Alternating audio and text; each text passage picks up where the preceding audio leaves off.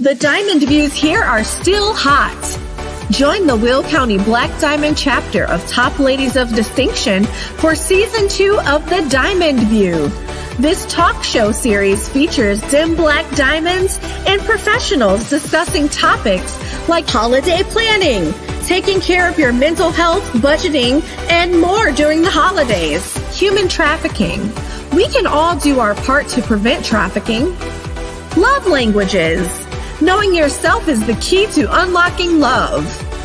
And healthy living. Spotlighting our health partners in Minority Health Month.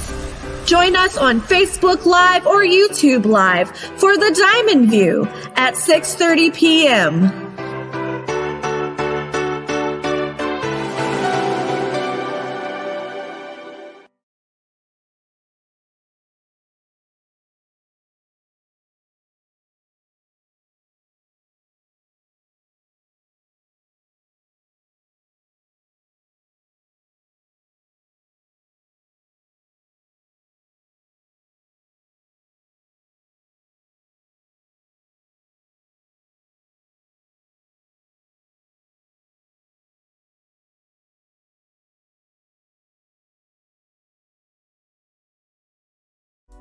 The Diamond View starts now. On tonight's episode, it's a teen takeover. Top Teens of America tackles teen mental health in a discussion with special guest and mental health professional Khalid Scott. And now, with the lit diamond topics are our hosts, Teen Madison R., Teen J. Leah, Teen Madison O, and Teen Allegra.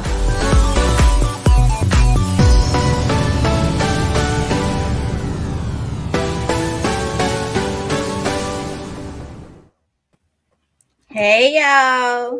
Good evening, good evening, good evening. My name is Lady Moretta Smith, and I am one of the TTA advisors of the Will County Black Diamond chapter of Top Ladies of Distinction. And I am so excited tonight to turn over the Diamond View to Top Teens of America. Tonight, you are in for a treat. Ladies, take it away.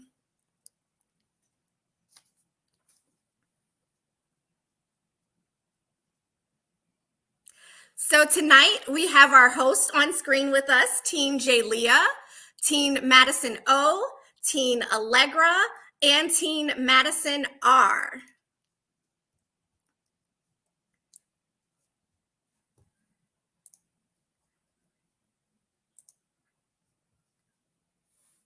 Top Teens of America is a humanitarian organization, and our motto is participation is the foundation is our foundation of leaders of tomorrow. For those of you who are new to our show, the Diamond View was created by the Status of Women Thrust, and that is co-chaired by myself, Lady Moretta, and Lady Tashar Brock. The focus of that thrust is health, wellness, safety, and life. On behalf of our chapter, where our president is Lady Verlena Lane, and our TTA president is Teen Madison R., we welcome you to the teen takeover of the Diamond View. We're excited about the Teen Takeover, and tonight we want to focus on something that's been talked about a lot, but you probably haven't heard from it directly from teens. We're talking about teen mental health and how we're dealing with the pandemic. This show is for parents and teens, so listen up because we're about to get real. We are also excited to welcome back tonight's guest, mental health professional Khalid Scott. He was on a show last season and has presented the TTA on many occasions.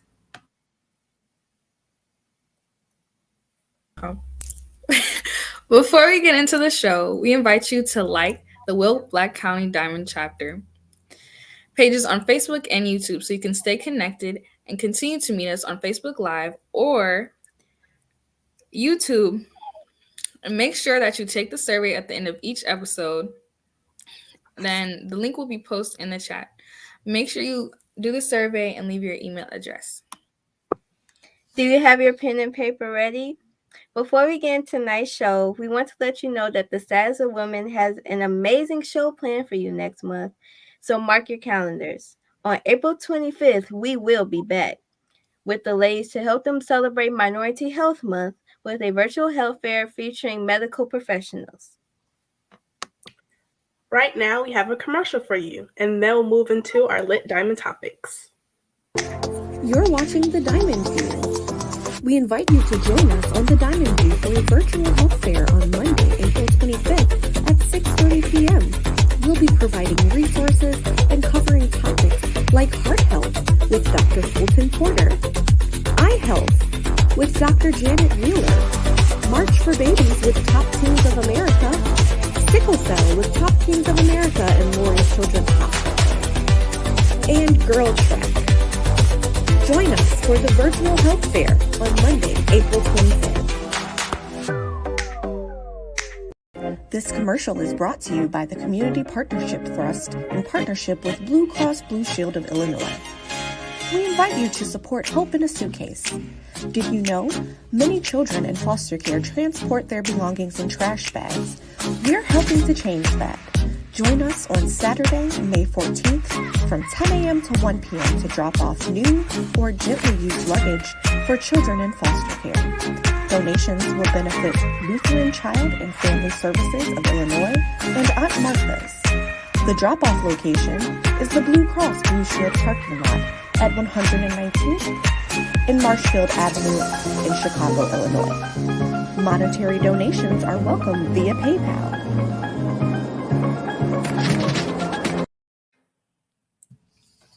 We hope you will support our Hope in a Suitcase event sponsored by the Community Partnerships Trust. And let's jump into our lit diamond topic. So I know you probably heard that the Oscars was yesterday. So let's talk about like our favorite movies and like TV shows, especially like during the pandemic. I know for me, I started watching like a lot of Marvel movies and a lot of Marvel TV shows and rewatched like a lot of shows. So what about you guys? I've been watching a lot of TV as well. I've been watching Cobra Kai. I've also been watching Bridgerton, as season 2 just came out this Friday. So I've been watching season 2 with my mother. I really enjoy the show. And I've also been watching Stranger Things. I heard the 4th season is coming up, and I actually heard it's going to be split into 2 different volumes, which I think is very interesting. Well, I'm not the best binge watcher. Like, I'll start a show and then I won't finish it and I'll move on to the next. But the main thing I've been watching right now is Euphoria. And I'm very upset to find out that the next season won't be coming out until I graduate, which is in 2024. Doesn't make sense to me. I don't know why they did that, but I also been watching Cobra Kai and also a lot of Marvel movies too. I can agree with Teen Madison R. I love Euphoria so much. And I hope that what they said about the next season coming out in like 3 years is a rumor, because the last episode kind of left me at a cliffhanger. But I haven't finished watching Stranger Things since like 2018. So I might start watching it again. But I never finish shows just like Teen Madison R at all, ever. I always forget. Yeah, I also watched like Euphoria and I absolutely like love it. I think the main reason why it's probably taking so long is because, Zendaya's been like doing like a lot of movies, even like Dune and Spider-Man and all that stuff. So I know she has like a lot to do. So that could also be a reason why. And I also like a lot of the music on there. What are like some of your guys' like favorite artists or favorite songs? I know I really like Beyonce. And I like a lot of new artists too, but Beyonce is probably like my favorite artist. What about you guys?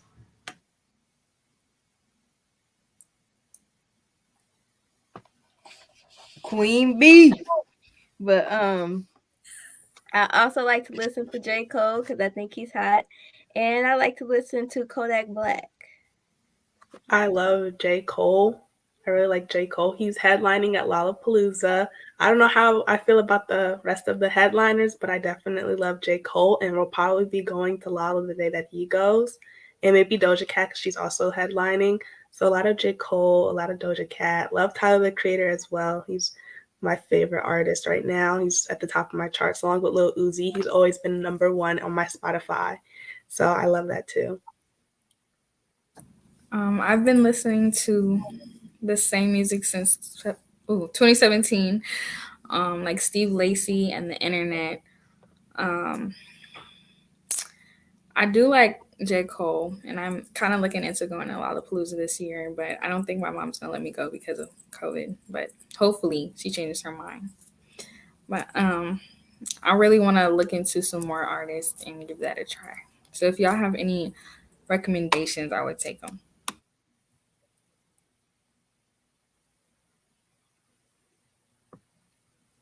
Okay, I think that's it for our diamond topics. Next, we're going to move on to our next segment. As we mentioned earlier, tonight's show is about mental health. As teens, we all can probably agree that we've been through a lot, and we want to start with sharing some stats with you. My stat is approximately 1 in 5 teens between ages 12 and 18 suffer from at least one diagnosable mental health disorder. I think that's a very interesting statistic that Team Madison R shared, and I think that's something that we should all take into consideration. During the pandemic, I was able to be featured on NBC Nightly News, and they followed teams from all across the country. And through this little segment that I was a part of, I learned that one of the statistics was that I thought was interesting and was surprised about was that more than half of high school students across the U.S. reported that being set in a remote learning environment was stressful and a very draining experience for them mentally during that year. Yeah, I think that's also a very interesting fact. I know for me that it was definitely hard going to one environment to another, and I feel like as our generation is very social, so going into an environment where we really can't talk to anybody will definitely affect how we're motivated for school. So yeah, I feel like that would definitely be relevant. And tonight's format is going to be a little different. We're going to take time to share our experience and how the pandemic affected school, home, and even our friends and how we've been able to adapt to this situation. And to provide some insight on mental health regarding teens, Mr. Khalid Scott is with us. Khalid has presented on various topics before and most recently did a cyberbullying presentation for TTA at our Area 3 Leadership Conference. Good evening, everyone. Welcome to the Diamond View Team Takeover, Mr. Khalid. Mr. Khalid Scott has a social work career spanning over 27 years. Currently, he's a licensed clinical social worker and Currently, he is a licensed clinical social worker and substance use disorder specialist at the Department of Veterans Affairs. He is also a therapist. Khalid is a single father and a member of the Alpha Phi Alpha fraternity.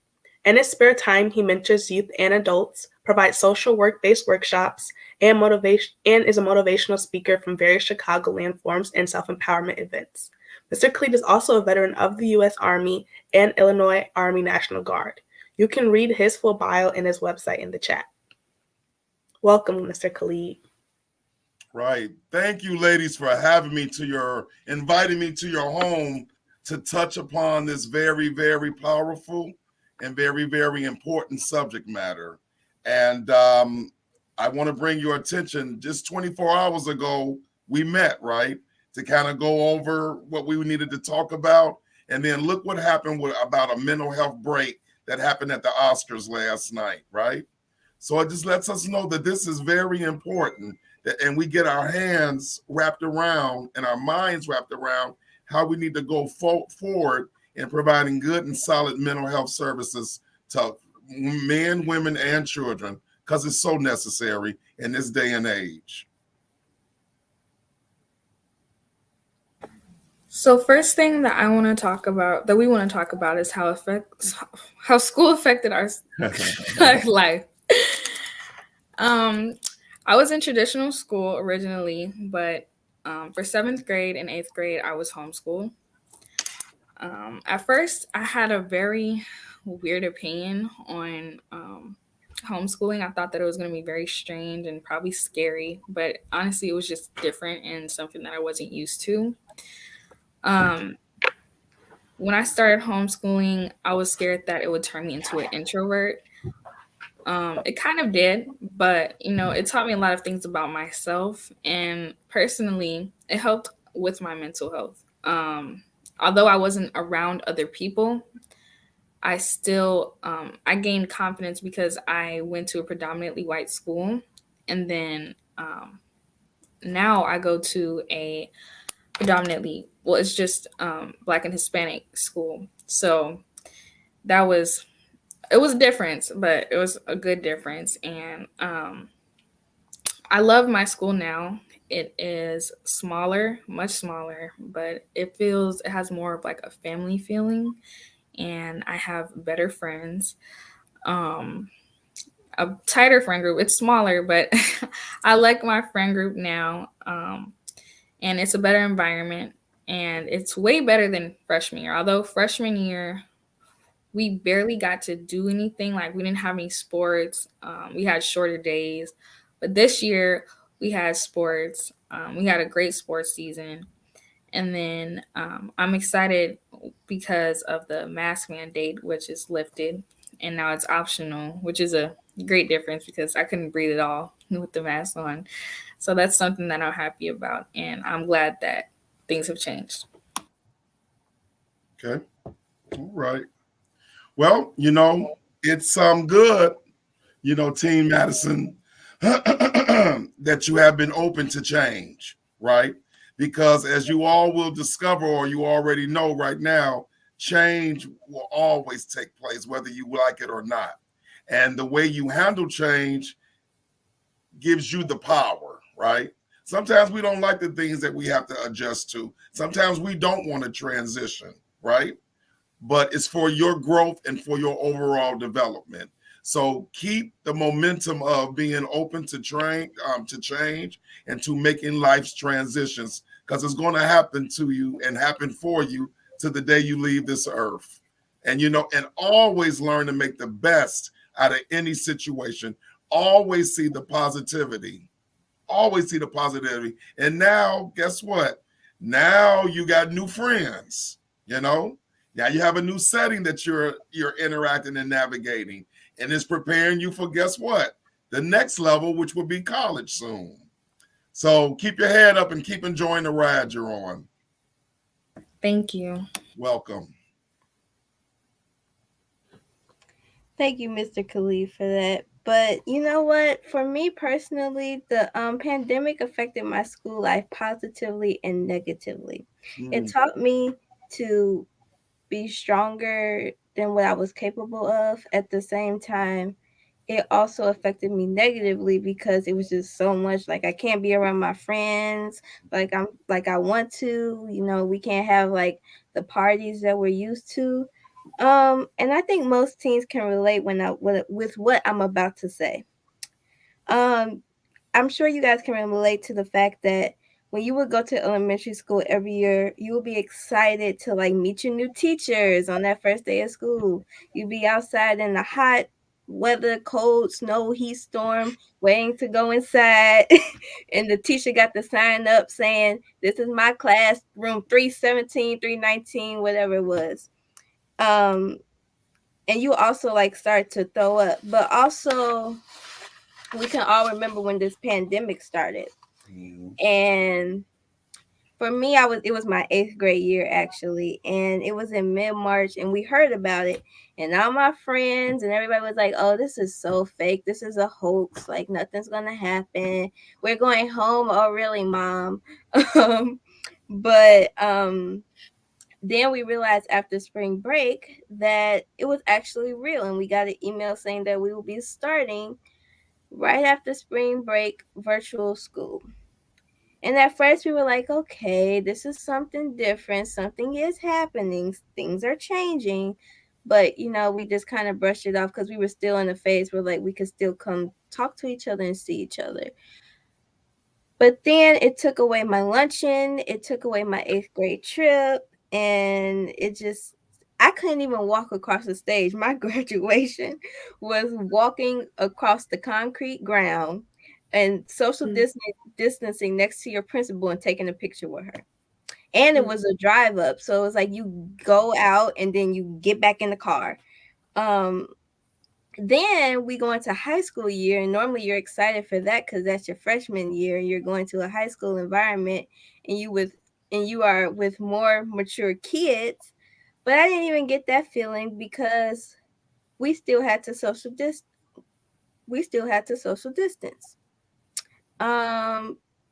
So yes, the COVID pandemic has affected my school life a whole lot, but I think we as students don't get that credit, and we try to tell the adults that, and they really don't understand, and we just want them to understand how much it took out of us, and we just want to get the recognition that we deserve. Absolutely. Well, I validate everything you're feeling, Madison, right?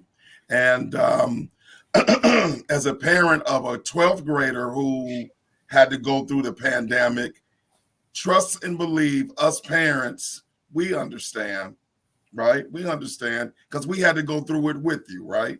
So for someone like me, my daughter was graduating from high school, from Kenwood, and I only have one kid, right? So all 13 years, I've been looking forward to her high school graduation. And 2 weeks before the pandemic kicked in, I took her to this store called Peaches so she can get her prom dress, right? Mm-hmm. So I was excited. And luckily, my daughter was like, well, Daddy, I want to come back and look for some more dresses before I decide on a dress, right? Luckily, because the dress we was going to get was $800, right? Luckily, she stopped me because 2 weeks later, the announcement came at home. And so I had to adjust to be at home all day, every day. My daughter had to adjust being home all day, every day. I couldn't be around coworkers. She couldn't be around her crew of friends, right? So this was difficult on both ends. And of course, it's going to look like parents got it all together because we supposed to look like that in front of our children, right? But I think parents did have the empathy and understanding. But remember this, it hasn't been a pandemic since 1919, and none of us were around. So we all had to learn at the same time how to navigate our lives. I love going to work and going to LA Fitness and hanging out with my buddies, but I couldn't do that no more. You know, I had to get on my daughter's nerve being at home all day. And I'm sure she got on my nerves, right? But we still made it through. So don't think parents don't understand. Just sometimes we try to put on a brave face and wear our capes and let you know that we got it because we want to make sure you understand you got this. So continue to be patient with parents, okay?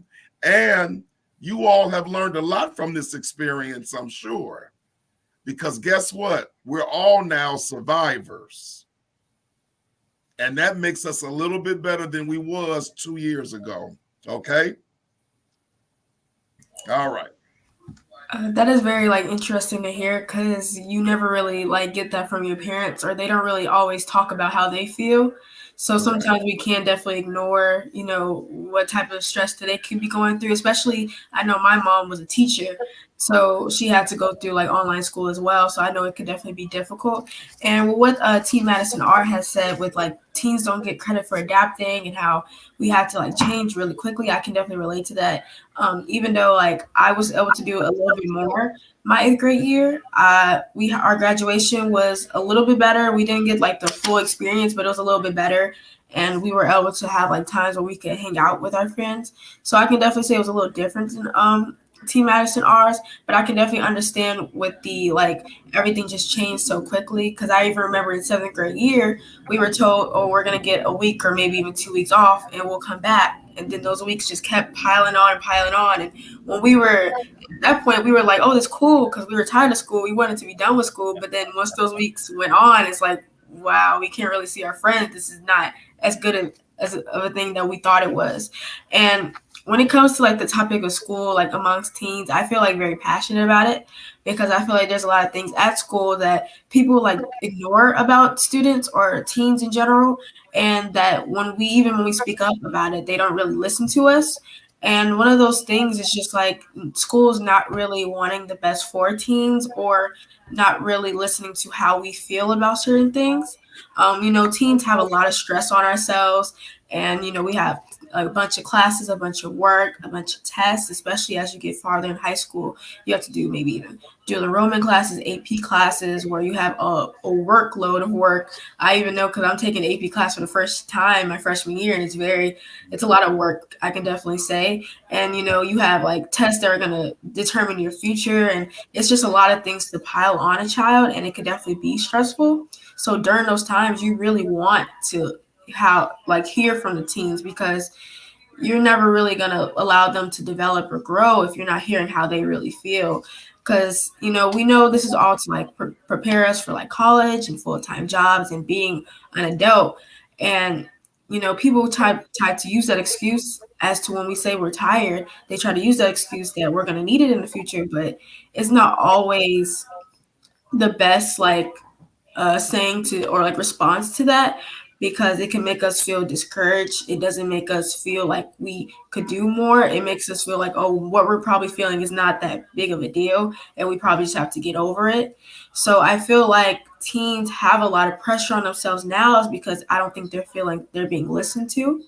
And, it's even harder when you have even like teachers or parents, saying like, oh, just do that. Or if you do bad on a test or you don't get a certain topic, they sometimes will call you names or say stuff that, even though they're not trying to be mean, it actually hurts our feelings. And I feel that it's very unfair, because schools themselves kind of have a bad relationship with the idea of like knowledge and intelligence and what you know.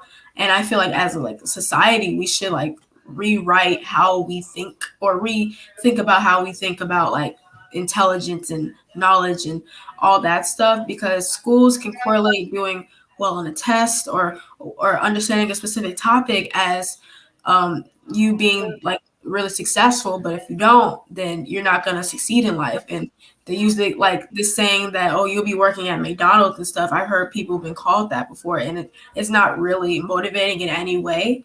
And we really want teens to think better of themselves, have better self-esteem. And if we just think about how we're talking about intelligence and knowledge, and we rewrite it in a way where it is going to be motivating, I feel like teens will actually feel like they're being heard, and they can grow up and develop and be upstanding human beings who can vote, who can go out into the world and change it and do a lot of things that I feel like a lot of teens are too stressed out to do right now. So yeah, definitely just listening to your how we feel when it comes to the school environment. If we're feeling like we have a lot of pressure on ourselves, if we're feeling like we're not ready to do something, we should be heard for it, because there's things at school that can be changed, that can easily be changed, that will actually positively affect it, or change it in a way. Because if you're not really listening to the people benefiting from it, who are you going to really be helping in the end?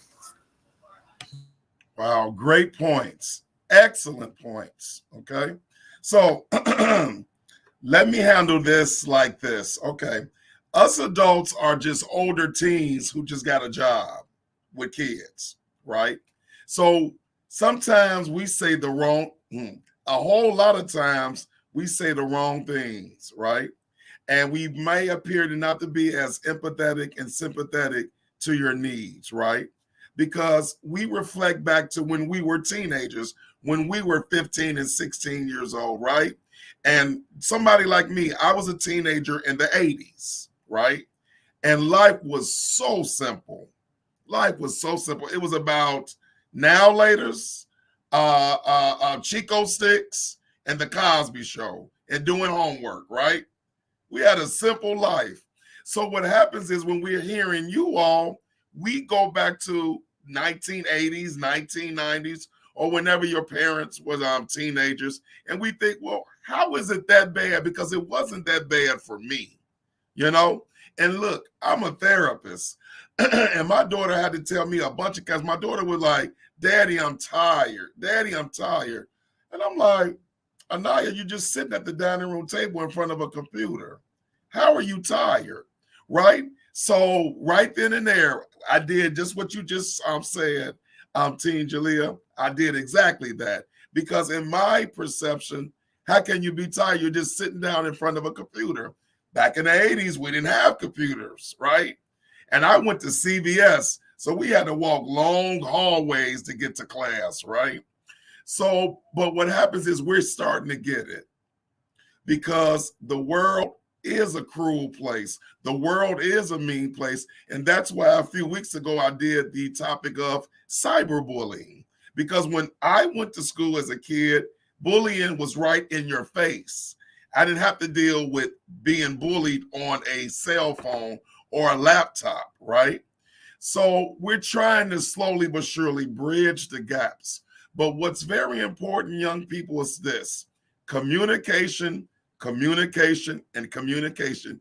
When you think mom and dad are not listening, keep going in on them, right? Because you got to understand the foundation is we love you and we want the best for you. And if you're telling us that you are not feeling at your best, we're going to pay attention, but you got to sit down and you got to talk to me. One of the things I notice when I work with teen clients, they're not very chatty, right? Especially when they're talking to an adult.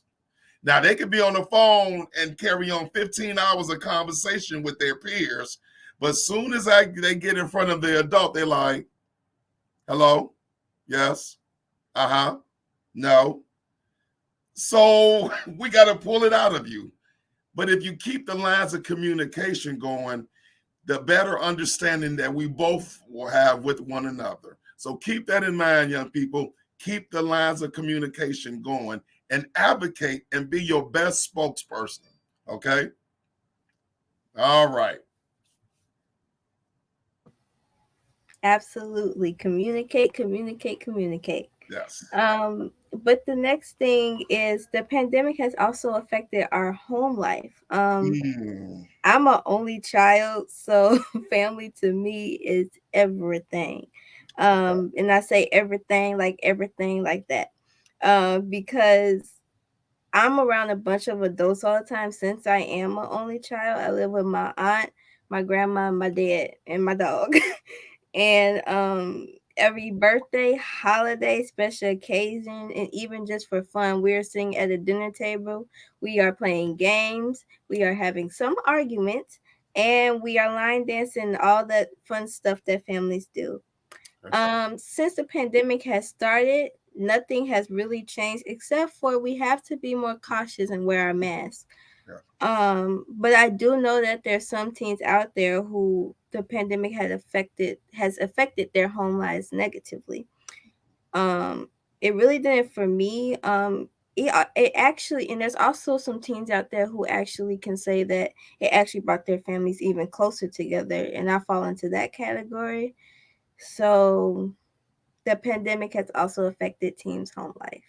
Right, right. Again, let me reiterate the point that 2 years ago, we were doing our normal thing, right? We were getting up, going to school, going to work, having a social life, just living our life. And then we got the call saying, stay home, right? And 2 years ago, I didn't even have my private practice. But what happened is in the middle of the pandemic, I noticed something. Friends and family members would call me with problems, and they weren't getting along with the people in the house. So it hit me. I especially heard about married couples really having some challenges and parents having challenges with their children, right? And so it gave me the epiphany of, you know what? I think it's time to open up my private practice and make this good money, because wait, folks having problems. And I like to be Mr. Fix-It Man, right? And I'm invested in families, right? And so what I found when working with families, children, and adults is that, again, it's just this transition. You can be around somebody, right? And it's things that you like or don't like. So, for instance, you can have a brother or a sister or a parent, and they have habits that just get on your nerves, right? Like, my daughter said, Daddy, sometimes you eat with your mouth open. I'm like, I'm hungry. So maybe that's why I do it. I don't know, but she's like, Daddy, stop doing that. Now, before it can be a little issue, but when you have to see somebody every day for 2 years doing the same things that kind of bugs you a little. Now it's grown, right? It's this big issue. And now you got to know how to get along, because I can't go to the gym. I can't hang out with my friends. I can't do any of the normal stuff that would have helped me with balance in my life. Now I got to start addressing the pink elephant in the room that before I didn't feel the need to address. So yes, there are a lot of families who this pandemic brought forth a lot of chaos. But then there's a lot of families who said, you know what? We got to survive this. We're going to come together and we're going to make this work. We're going to have game time every day at 12 noon. You know what I'm saying? We're going to enjoy each other because we're in this together, right? But again, it's a shift. It's a change. And I think getting to the point now, we're finding our balance with everything. I know, young ladies, that parents are getting on your nerves right now, or they were getting on your nerves. But again, remember, one day you're going to be mothers, right? So get ready. Remember what you're doing now, because I promise you, you're going to see it when you become moms. I definitely agree with you, Mr. Khalid. My family during the pandemic was, we're going to come together, survive, and attack this pandemic, because for me, my experience was very different during the pandemic. And even before the pandemic hit, I had a lot going home in my home life. So when the pandemic did hit, it was kind of like I was going through a pandemic while I was in a pandemic. And it was just a lot, because when the pandemic did hit, it allowed my family to kind of slow down, really. We didn't have any more after school activities. My mom, she stopped going to work. We were all just at home, and we actually had to share a home with another family. So we were all just together. And that's when we had that, family time. We got together and we really got like consumed with each other. And it was a really good time. And it allowed me to, like I said before, slow down and really just enjoy life, because the pandemic just allowed that. I wasn't a busybody. School was half a day. It was just very easygoing. Live, laugh, love, your family. So then when we kind of got back to this new normalcy that we have now, being back in school, all of my, activities kind of restarted back up. It's like, and then I'm a senior too. I had college applications. I'm doing my scholarship applications now, looking at all my options, figuring out what school I'm, going to, because, decision day is coming up. It's like all this kind of came just at once. And now I'm just like, I'm kind of freaking out. I'm going crazy, and it's just like I kind of blame the pandemic for my life starting back the way it did, like this just weird like jump, like from all like it was like the quiet before the storm. I was just like at home chilling with my family, doing me, and then now I have all this stress coming to me. I have my mother telling me I have to do my chores, do my homework, do my scholarship applications. Did you do this application? Did you do your homework? Did you do this, and it's just like always something after another. And honestly, it just adds on. And, I can never really get a breath because of the pandemic. It's just different now, and, I'm just not used to it, because last year we were all just at home. We were all chilling. We were all doing what we were doing. And, now it's like just really busy. And honestly, I really feel like I don't get like a break until like I'm at school, not in a sense where like I'm learning, but when I'm talking and discussing like these issues that we can all relate to with the stress that we have, being in the new normal now, just with each other, kind of relating on that level with each other. It's just been a lot, this year. Absolutely. Absolutely, Allegra. Allegra, you have a special place in my heart, because I've watched your mom showcase you and your brother for the last few years, right? And in fact, I did a tribute to your mother a few weeks ago on Facebook, because I call you all the Wonder Twins, right? Because your mom is so proud of you. She's so enthusiastic about who she raised, her prince and her princess, right? And she reminds me of me. Your mom is the female version of me, because that's how I was with my daughter, right? And what we do is we so focus in on making you the beautiful, humble, wonderful young people that you are, that we forget that you're humans, right? And we just got so many expectations for you, right? And so you have to tell us, slow down, mom and dad. Slow down for a minute. Let me breathe. But also, like I had to tell my daughter, you got to communicate with me because I see you acting like a little version of Wonder Woman, right? So I'm thinking, you got this. But until you say, I'm tired, right? Then I know, okay, let me settle down. Because I'm just trying to follow your flow. And I think your mom is trying to follow you all's flow. Because she had cheerleading with you, football with your brother, 2 different schools, rah, rah, rah, rah, rah, support, support, support. And it's just that, again, we're trying to do the best. And again, we're in a pandemic, right? And we're nervous and we're scared. And we want to make it so normal for you, right? Like when my daughter, she couldn't go on prom. So I went and a friend of mine bought my daughter's prom dress. And me and her mom took her to the park and took pictures of her in her prom dress so she could feel like I still got a chance to get my hair done, put on a beautiful dress, put on some makeup, and look beautiful, right? Because I hated that it got taken from her and all of the seniors from 2020, right? So again, give us grace. Give us knuckleheaded parents grace because we're doing our best. And think about your graduation day, all of you, right? Especially you, Allegra. Mom is going to be like, yeah, she's going to be celebrating. She's going to be crying. And wait till you have to go off to college and you're going to be wishing mama was there. Come on, get up, come on.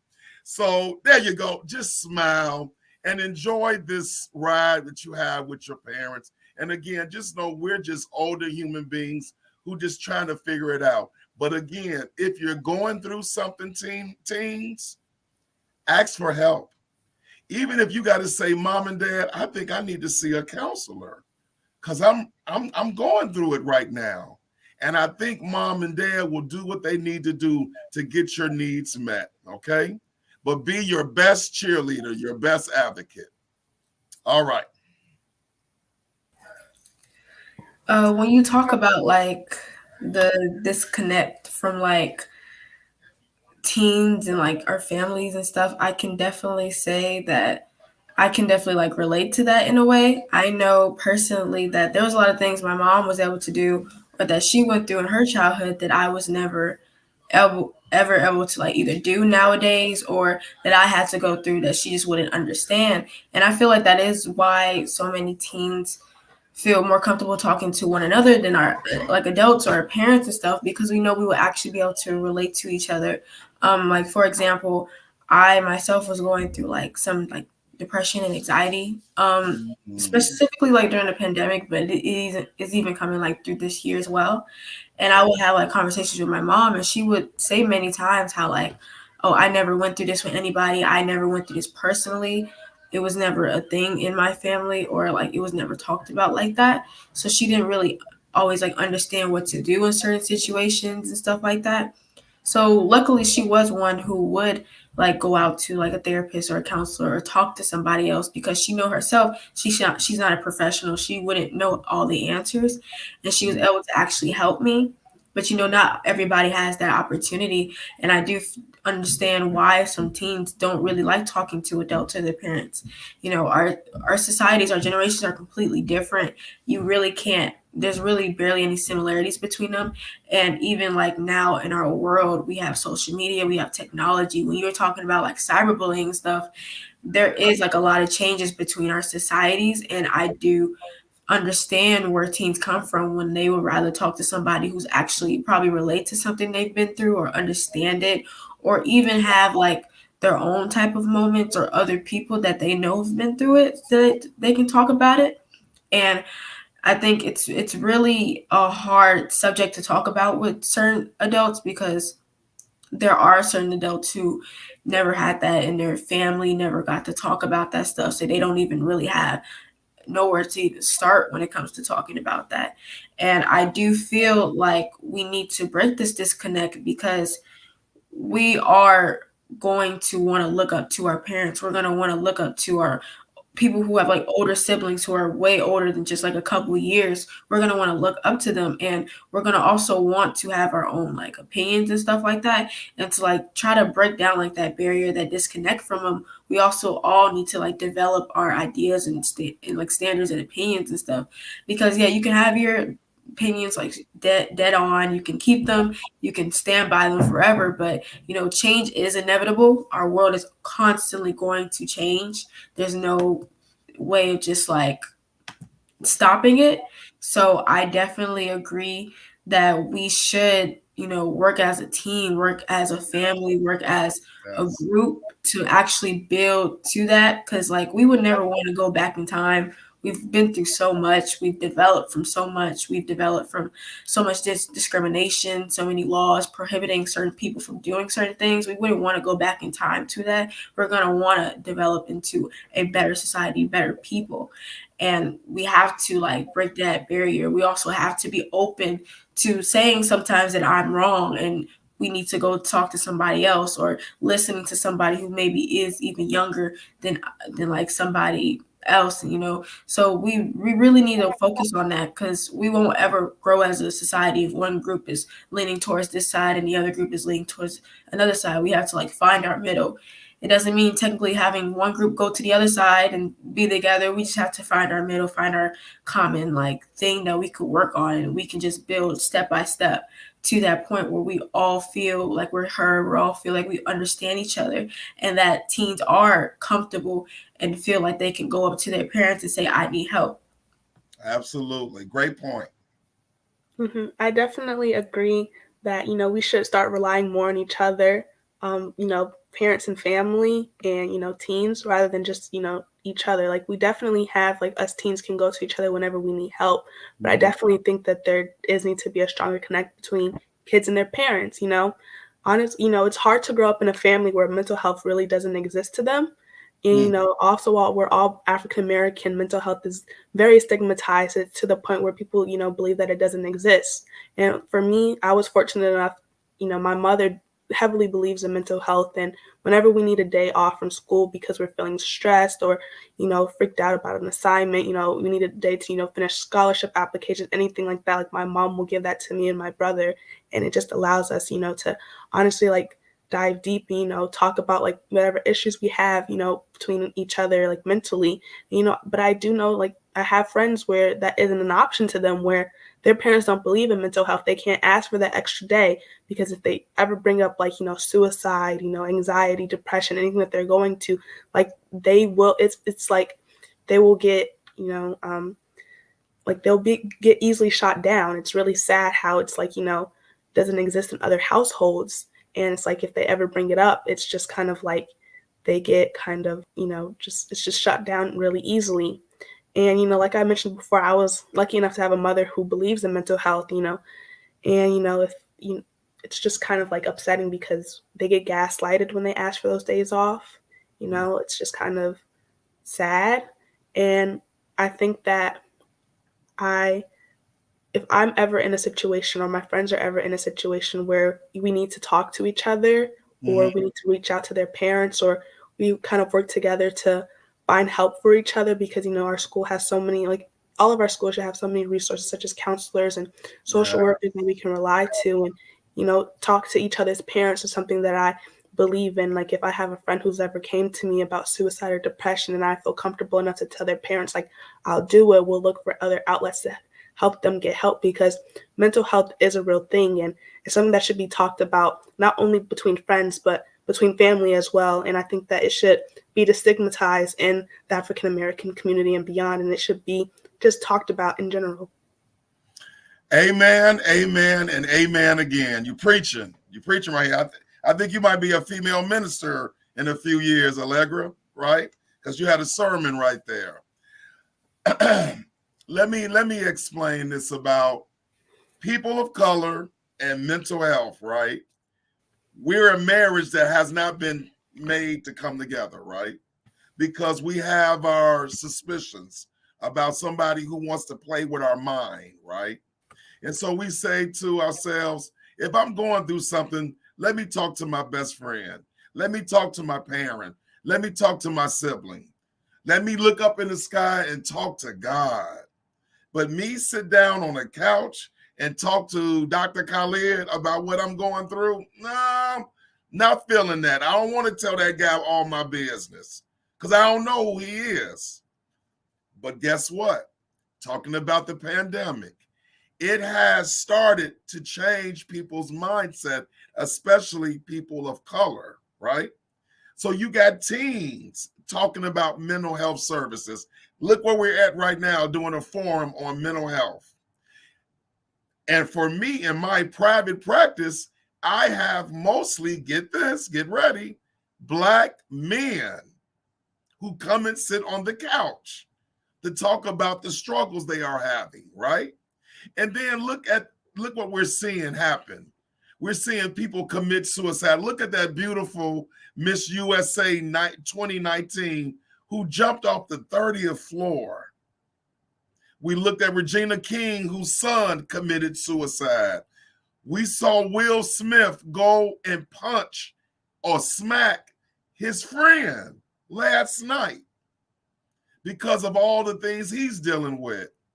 So now we understand we got to take this serious, because if you fall down the stairs and hurt your ankle, you expect mom and dad to take you to the emergency room, right? Because, man, I'm hurting. But if you're hurting in here and hurting in your soul, you got to come and see Dr. Scott. I didn't get all these in the background for nothing, right? I'm here to help. And so many of my fellow clinicians are here and ready to help, because we know people are going through it. So bravo, bravo, bravo for all of us learning how to pay more attention to our mental health needs. Right.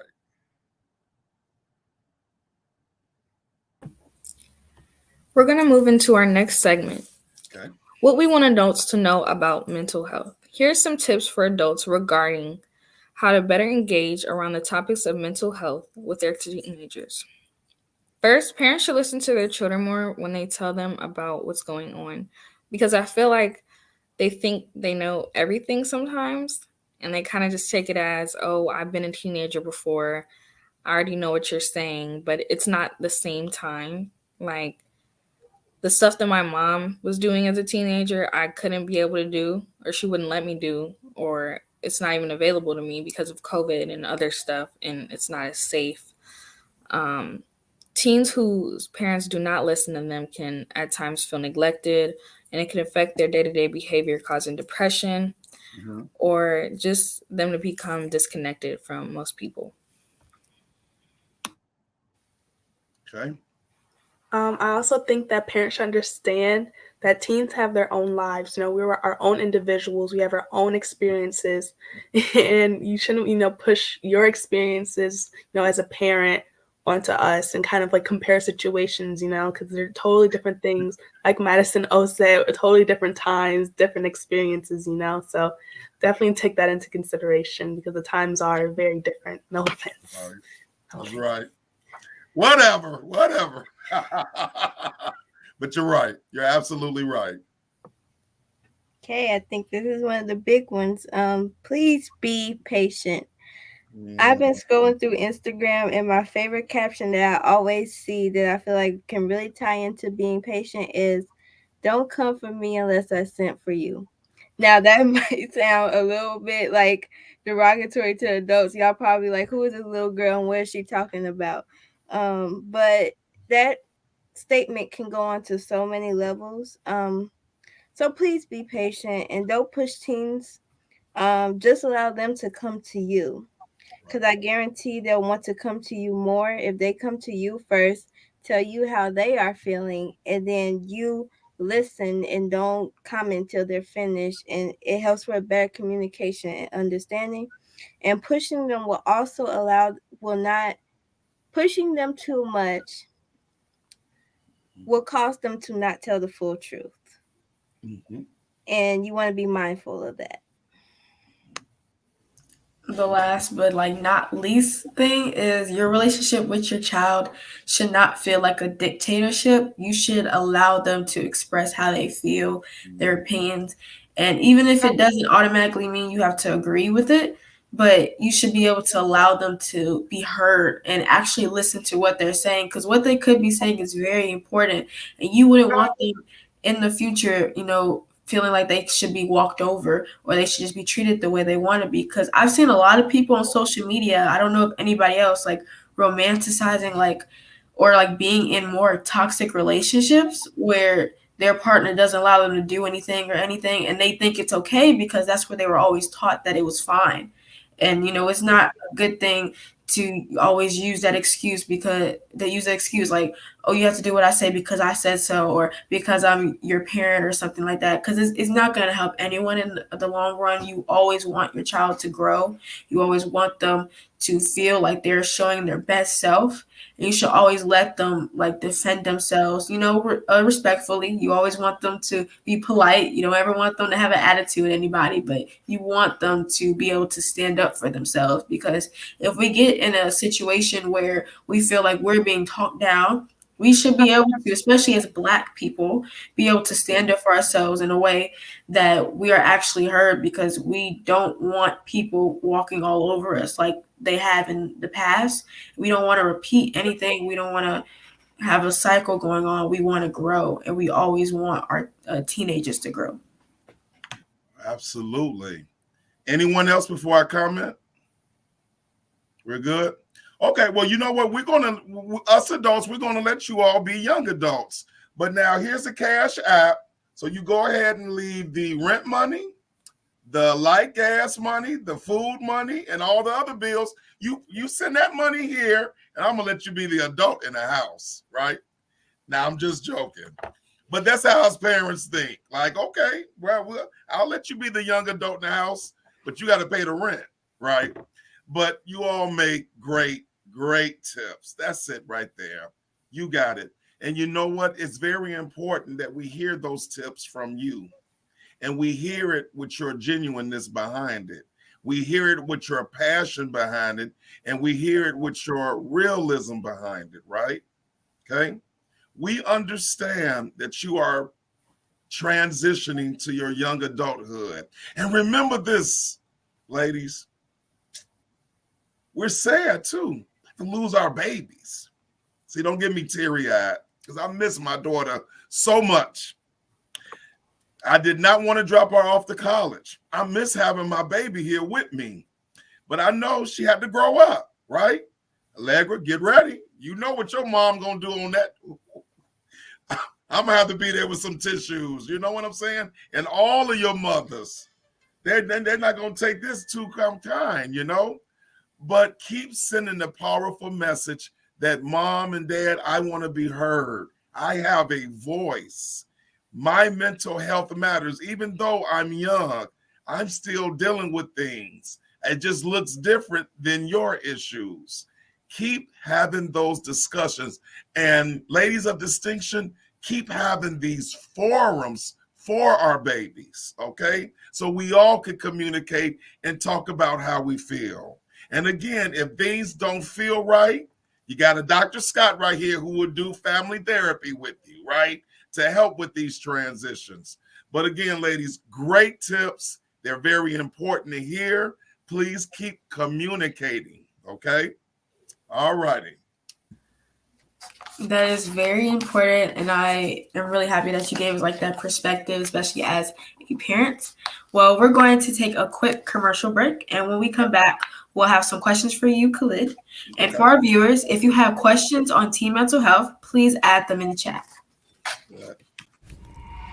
You're watching The Diamond View. This commercial is brought to you by Top Teens of America. We invite you to support our Top Teens of America Home Run In Take and Bake Pizza fundraiser. It's easy. You select your location, order by April 13th, 2022, select your pickup date, then pick up your fresh Take and Bake pizzas and enjoy. 30% of your pre-tax purchase will support Top Teens of America. Remember to place your orders by April 13th.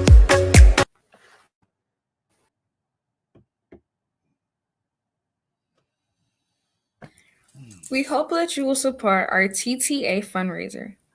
Let's get into Q&A. We have shared our perspectives, but as a professional, what are some factors you see affecting teen mental health? Okay. When we do diagnoses of teenagers, typically we have a top 5 list of common mental health diagnoses, right? Number 1, depression. Number 2, anxiety. Okay. Number 3, substance abuse, meaning children and young people are using drugs and alcohol. Okay. Number 4, ADHD.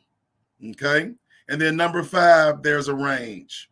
You know, a young person can have bipolar, they can have schizophrenia, you know, they can have, you know, personality disorders, you know. And so we've learned how to look for the signs and symptoms, especially with children and young people. And we look at environmental issues. How is this person thriving in their home? How are they doing with their peers? How are they doing academically, right? And so we take all this information so that we know how to better address the needs of our teens. And we find that the more that teens are receptive, the more they participate in therapy, the better the outcomes. Because again, what we see, especially with teenagers, it's that transitional period that you all are going through. And it's scary. And it's supposed to be scary because you go from being a dependent to learning how to be independent, right? And it's scary because I can say all day, I want to be grown. I want to be grown. I want to be grown. But like that Cash App example I gave you, but wow, being grown means writing that check out, you know, paying the bills, getting into relationships, you know, and not having mom and dad cover me with everything. It's a scary time. And again, us clinicians, we want you to know we are here for you. So please seek our help and support. My question is, where should teens who struggle to express their mental health issues start to express them? Like, how should they? How should they express their feelings? Talk to people who you love and trust and who you know got your back covered. It may be, you may not feel comfortable to go to your parent, but you might have a godmom who you know is your number one cheerleader, right? So maybe she's the go-to person. Or you might have a coach at school who always appears to understand what you all are going through. Maybe that's the person to talk to, right? But the first part of that is talking to yourselves, right? And I don't mean like sitting there having a full-blown conversation like, hey, how you doing today? I'm doing good. Why are you doing good? I'm not saying do a Tyler Perry movie up in here. But what I'm saying is, it's where you sit and you assess, where am I at? Am I really scared? Am I fearful? What's going on with my mind? Something's going wrong. And after you decide or come to the epiphany that something is going wrong with me, now I need help because I just can't solve it talking to my other 16-year-old friends. I got to take this up a notch. Okay? What are some productive ways for parents to approach a child's mental health? Yes. Some of the things you all said earlier, being good listeners. And I mean really good listeners. You know, sometimes we talk and we have conversations, and instead of listening to the person in our head, we already know what we want to say, right? What I'm saying is we got to learn how to be active listeners. So I want to go and sit down with my kid and said, and I call my daughter Mommy, and she'll kill me because I said this out loud. So I'm like, Mommy, what's going on with you? Dad, it's just ABC and 1, 2, 3. Tell me why you're feeling that way, right? Now, see, I'm a trained clinician, so I know how to do that. But a regular parent, they don't know how to do it. They're doing the best they can do. And 9 out of 10 times, their parent didn't do it with them, right? Oh, my God, my daughter is calling me. Somebody must have told her.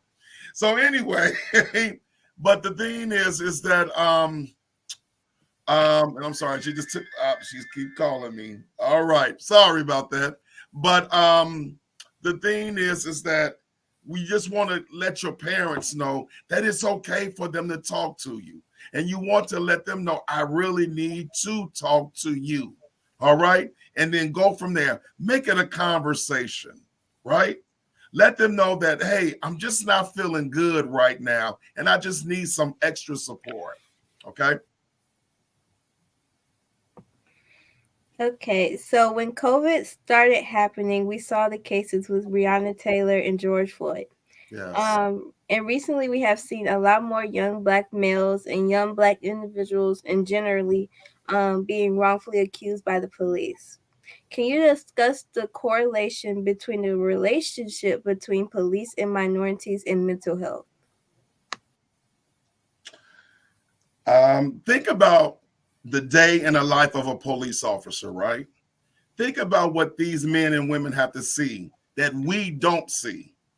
So they got to go into a crime scene and see dead bodies, or they have to interview people who have been hurt badly, right? So imagine what they have to go through, right? And so then what happens is they start, I think they innocently or unconsciously, they lump everybody together. So if I see a young Black male with a hoodie on and I've arrested 50 Black males with a hoodie on, why would I think the 51st young Black male with a hoodie on is different? But they got to know you have to individualize people, right? And then again, remember, we haven't taken mental health or mental illness seriously. So we just thinking somebody is acting out instead of slowing down and like, wait a minute, are you okay? Do you have a diagnosis? Are you on your medication? What's happening with you? But see, police officers are learning slowly but surely that we need to do this extra thing, right? Because we're losing too many lives, right? And also, we got to know there's a protocol when you're interacting with police. If I get pulled over, young people, I'm putting both my hands on the steering wheel. Yes, officer. No, officer. It's not the time for me to play bad with them, right? Because the goal is always what? To get home, right? Okay. So we gotta invest in the relationship with us and police officers, right? To make it better so they can understand us and we can understand them and hopefully get along better. And understand too that new protocols and policies are in place. Like I have a bunch of police officer friends who saying, Khalid, we can't even touch people other than to put the handcuffs on them. And we have to wear the cameras so it can show the interaction. So slowly but surely, we're getting to more positive things. But again, these things happen in the pandemic. Everybody was on edge. And I'm not saying they're not liable. They are. But luckily now, when a police officer does wrong, as you see, they go into court now and they're getting jail time. So it's getting better slowly but surely. Yeah, you can definitely see that during like the whole pandemic, and I think especially like social media has definitely like affected how much things have improved. I see a question in the comments saying, are there differences in how parents should address teen boys and teen girls' mental health? Yes. And what I mean by that is it's the way you communicate and it's the way that you train yourself, right?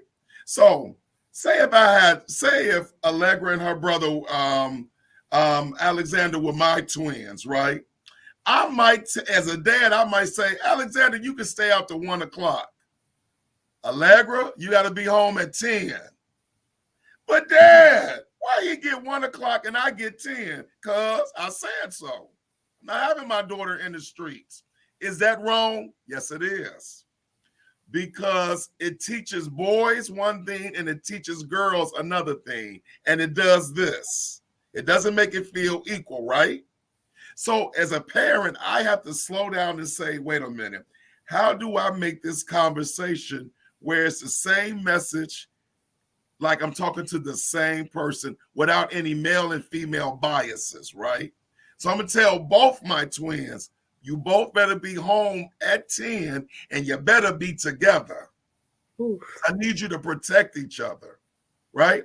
And I want you, and I want you to know that bullying looks the same thing for girls that it looks for boys, right? It's just girls doing it to girls, boys doing it to boys. But now we're seeing bullying from opposite sex, right? Girls are bullying boys and boys are bullying girls. So you got to give them the same message. But see, we have to mentally prepare for that discussion and throw away our old ways of thinking to make it even, right? Where everybody feels heard. Yes, I definitely agree with that, Mr. Khalid. That was, 100% agree with that one. Teens, ladies, and gentlemen, tonight's conversation has been amazing and very insightful.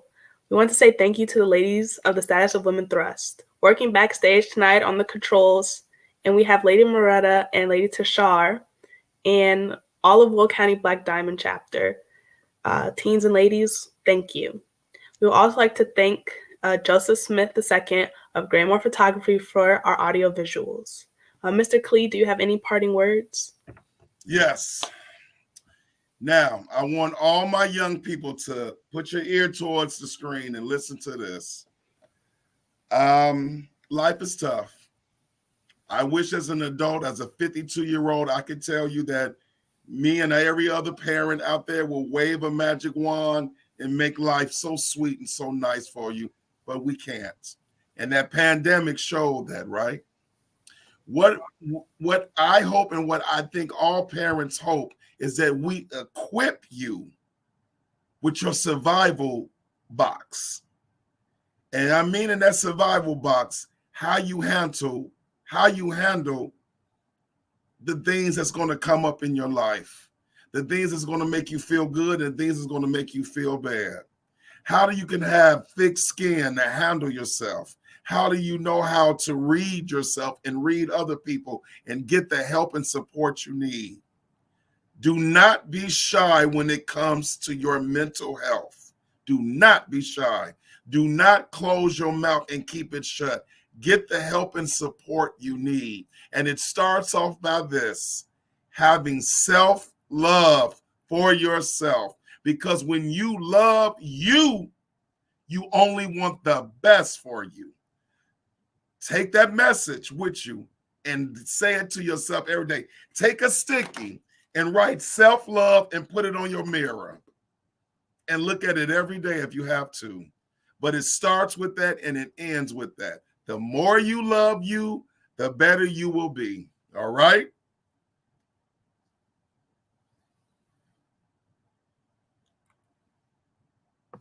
Tina Allegra, you on mute. My apologies. My mom is watching. Thank you so much, Mr. Khalid, for those words.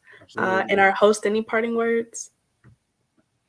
Thank y'all so much for coming. Teens, we see each other, we get each other, and I hope you have taken something out of this podcast today. And again, thank you for listening. And I hope this helps your understanding together as teens and adults. Absolutely. Great job, ladies. Great job. I'm so impressed. So impressed. Yeah. Team Madison O.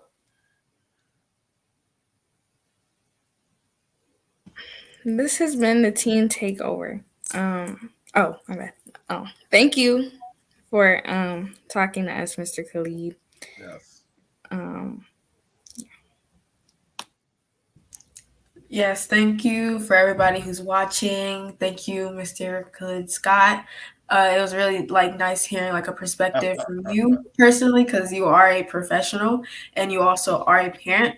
So it's nice to hear how you feel on both ends of the spectrum. Somebody who's actually studied it and somebody who's had their own child to experience with. And I feel like it's very important. And I hope even the people watching had listened. I hope they know better ways to like approach their child, and making sure that we can, like I said, break down this like disconnect and like come together as teens, come together as parents, and come together as a society, as a world. So then as in like in the future, we can always grow, and we can always get better, and people always feel seen and heard. Absolutely. Yes. Absolutely. Thank you so much, teens, and thank you so much, Mr. Khalid, for tuning in with us today and giving us your words of wisdom. Absolutely.